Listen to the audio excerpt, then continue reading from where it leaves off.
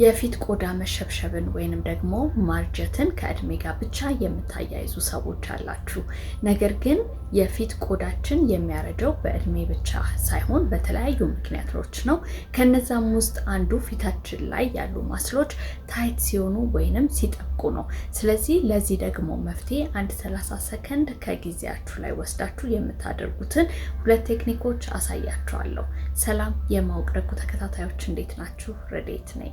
አብዛኛውን ጊዜ ብዙ ሰዎች ትኩረት የሚሰጡት ክሬም ላይ ወይንም ደግሞ ስኪን ኬር ፕሮዳክትስ ላይ ነው። ነገር ግን ቆዳችን የሚያረጅበት ድብቅ የሆነ ምክንያት ምን እንደሆነ ታውቃላችሁ?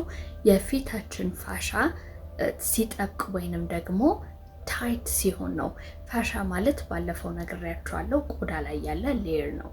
ፊታችን ላይ ያሉ ማስሎች ወይንም ደግሞ ጡንቻዎች በጣም በሚጠብቁበት ሰዓት የደም ዝውውር ይደክማል ወይንም ደግሞ እንደ ልብ አይዘዋወርም። በዚህ ምክንያት እንግዲህ ቆዳችን መላላት ይጀምራል። ከዛ በኋላ ይንጠለጠላል። ቆዳችን እየተሸበሸበ ይመጣል። እንዲሁም ደግሞ ቆዳችን አንድ አይነት ከለር አይኖረውም። ድብዝዝ ያለ ወይንም ደግሞ የገረጣ ቆዳ ይኖረናል ማለት ነው።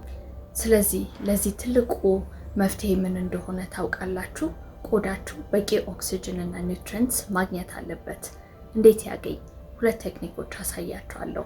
የመጀመሪያው እዚህ ጋር ያለውን ኤሪያ ቴምፕላችሁን በሁለቱም ሳይድ 2 ጣታችሁን አድርጋችሁ ቀስ እያላችሁ ሰርክል እየሰራችሁ ለ20 ሰከንድ ማሳጅ ታደርጋላችሁ። ይህንን ቴክኒክ እንግዲህ በየቀኑ ማለት ይቻላል የማሳያችሁ። ይህንን እንግዲህ በምታደርጉበት ሰዓት አንደኛ የደም ዝውውር ይሻሻላል። በዚህ ምክንያት ደግሞ ቆዳችሁ በቂ ኦክሲጅን እና ኒውትሪየንትስ ማግኘት ይጀምራል። ፊታችሁ ላይ ያለ መጨናነቅ ወይንም ደግሞ ቴንሽን እየለቀቀ ይሄዳል። ስለዚህ ከጊዜ በኋላ ምን እየሆነ ይመጣል ማለት ነው? ቆዳችሁ ተፈጥሯዊ በሆነ መንገድ ምንም አይነት መርፌ ሳትወጋጉ እየተወጠረ ይመጣል። ሁለተኛው ቴክኒክ ደግሞ ጂኦ ቴንሽን ሪሊስ እንለዋለን። እዚህ አካባቢ ያሉ ማስሎች ይወጣጠራሉ። ያንን ውጥረት ለማስለቀቅ ጣቶቻችንን ተጠቅመን ለ20 ሰከንድ ማሳጅ እናደርጋለን።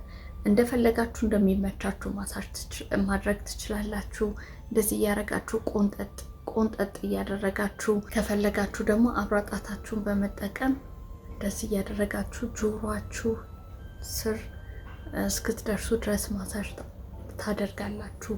ከፈለጋችሁ እንደዚህ 2 እጆቻችሁ እንደዚህ ተጠቅማችሁ እንደዚህ እንደሚመቻችሁ፣ አለበለዚያ እንደዚህ እያደረጋችሁ ማሳጅ ታደርጋላችሁ።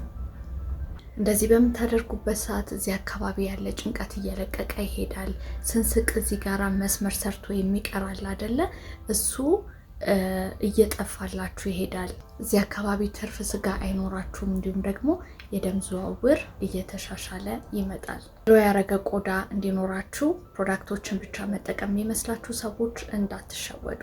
ዋናው ቁም ነገር ነፃ የሆነ የደም ዝውውር እዚህ አካባቢ ሲኖርና ፊታችሁ ከጭንቀት ነፃ ሲወጣ ነው። ቪዲዮን ሴቭ አድርጉትና በኋላ ሞክሩት።